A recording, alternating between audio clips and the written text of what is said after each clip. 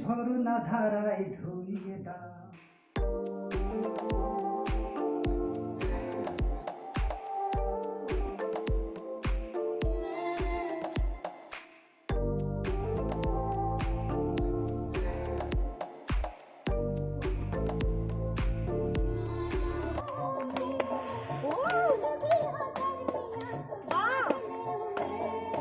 देखा एक ख्वाब को ये सिलसिले हुए।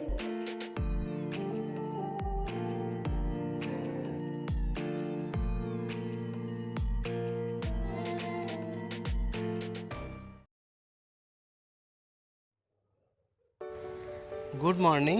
আজকে 24শে নভেম্বর, সানডে, আর আজকে আমাদের দার্জিলিং ভ্রমণের শেষ দিন। তো আমরা সকাল সকাল এখান থেকে চেক আউট করে বেরিয়ে পড়লাম। আর আমাদের যেতে হবে এনজিপি থেকে আমাদের ট্রেন রয়েছে দুপুরবেলা 3:05 বন্দে ভারত। তো এনজিপি যাওয়ার পথে আমরা বেশ কিছু সাইট সিন করব, বেশ কিছু ভিউ পয়েন্টে দাঁড়াবো, সব কিছুই আপনাদের সাথে শেয়ার করব। তো চলুন, যেতে যেতে কথা হচ্ছে।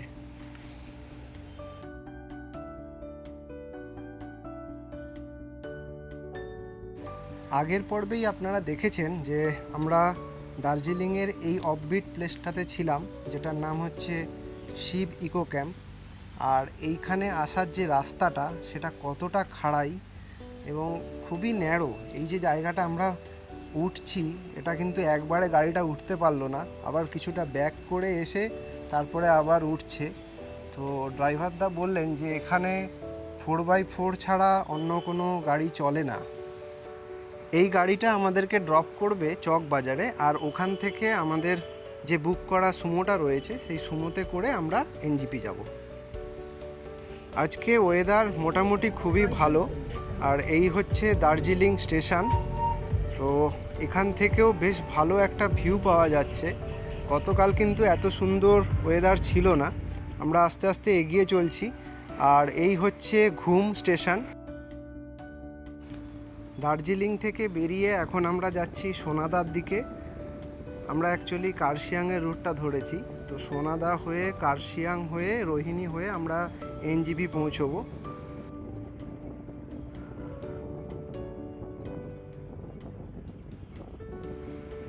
এই রাস্তাটা দিয়ে যেতে যেতে আর এই ভিউগুলো দেখতে এত সুন্দর লাগছে যে কি বলবো। স্পেশালি এই পাহাড়ি ফুলগুলো এখানে এমনিই হয়ে থাকে, এগুলো যেন পাহাড়ের সৌন্দর্যটা আরও বাড়িয়ে দেয়।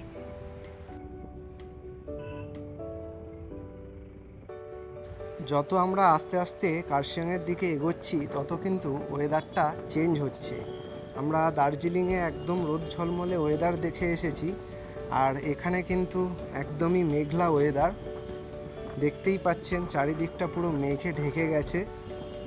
আর আমরা আস্তে আস্তে পাহাড় থেকে নিচের দিকে নামছি।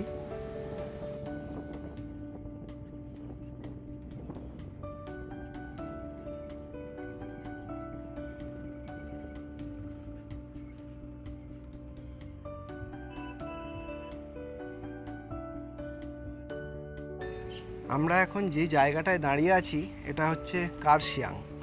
আর এখান থেকে ভ্যালির একটা খুব সুন্দর ভিউ পাওয়া যায়। চলুন আপনাদেরকে দেখাই।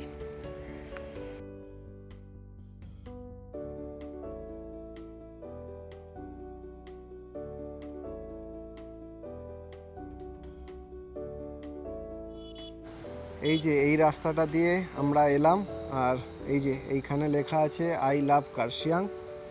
আর আরেকটু এগোলেই এইরকম সুন্দর একটা ভিউ।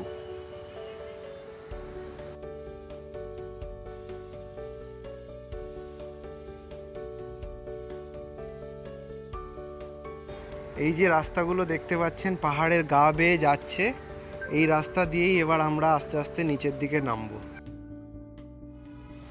এখন আমরা প্রায় রোহিণীর কাছাকাছি চলে এসেছি। আর রাস্তায় আস্তে আস্তে এই সুন্দর একটা ওয়াটারফলস দেখতে পেলাম, তাই জন্য দাঁড় করালাম গাড়িটাকে। এটা অ্যাকচুয়ালি একটা পাহাড়ি নদী, ওপর থেকে নেমে আসছে।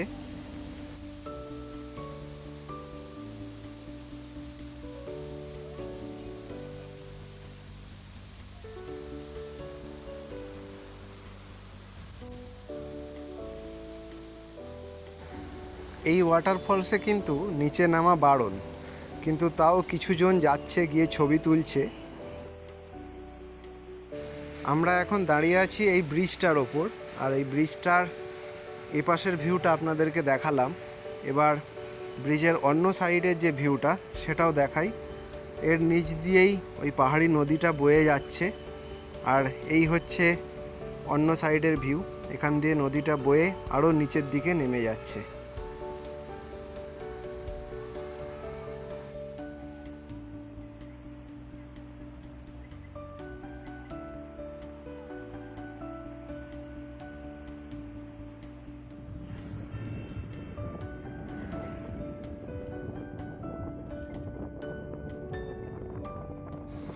পাহাড় থেকে যত আমরা নিচের দিকে নামছি তত কিন্তু আস্তে আস্তে তাপমাত্রার পারদটা বাড়ছে।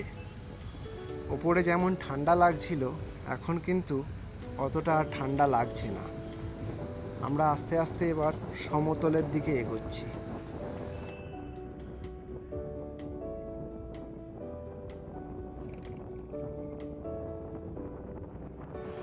দিনে দিনে পাহাড়কে আমরা এতটাই ভালোবেসে ফেলছি যে বছরে প্রায় 2-3বার আসা হয়ে যাচ্ছে। আবার কবে আসবো জানি না, তবে খুব তাড়াতাড়ি আবার দেখা হচ্ছে, এটুকু বলতে পারি।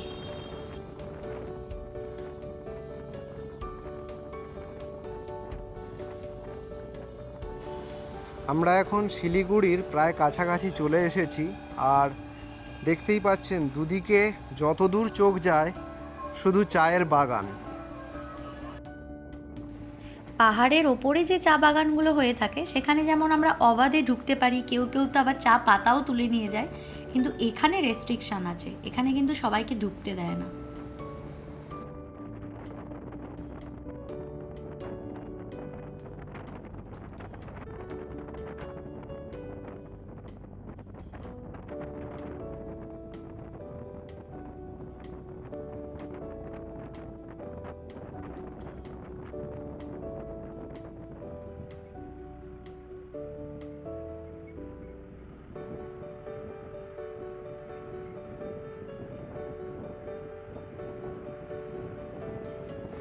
পাহাড় থেকে যতই নেমে আসছি ততই যেন মনটা ভারাক্রান্ত হয়ে যাচ্ছে, কারণ এই কটা দিন খুব মজা করলাম, তো আবার সেই ডেলি লাইফে ফিরে যাওয়া, জানি না আবার কবে আসা হবে, তবে এই পাহাড়ের টানেই তো বারবার ছুটে আসা।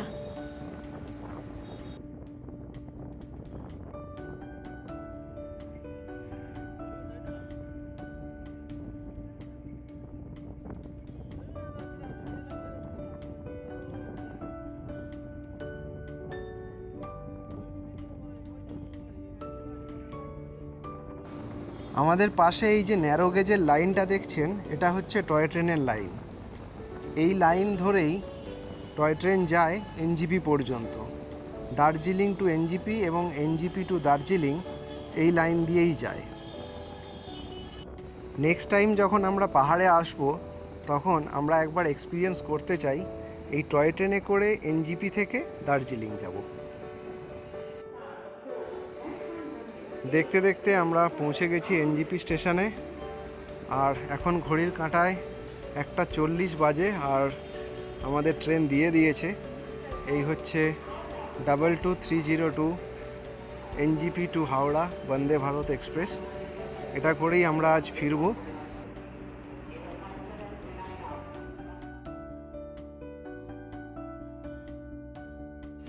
এই হচ্ছে আমাদের কোচ, পুরোপুরি ফাঁকা, আমরাই মনে হয় প্রথম উঠলাম। আর আমাদের ঠিক আগের কোচটাই হচ্ছে এক্সিকিউটিভ চেয়ার কার, তো ওটাও আপনাদেরকে একবার দেখিয়ে দিই। আর এনজিপি থেকে হাওড়া এক্সিকিউটিভ চেয়ার কারে মোটামুটি 2800 টাকা, আর নর্মাল চেয়ার কার যেটা আমরা বুক করেছি তাতে ভাড়া পড়েছে 1500 টাকা মতো। এই হচ্ছে এক্সিকিউটিভ চেয়ার কার। এই সিটগুলো অ্যাকচুয়ালি রোটেট করা যায়। এরপর একরাশ ভালো লাগা নিয়ে আমরা বাড়ি ফিরে এলাম। আবার দেখা হবে পরবর্তী কোনো ব্লগে, ততক্ষণের জন্য টাটা।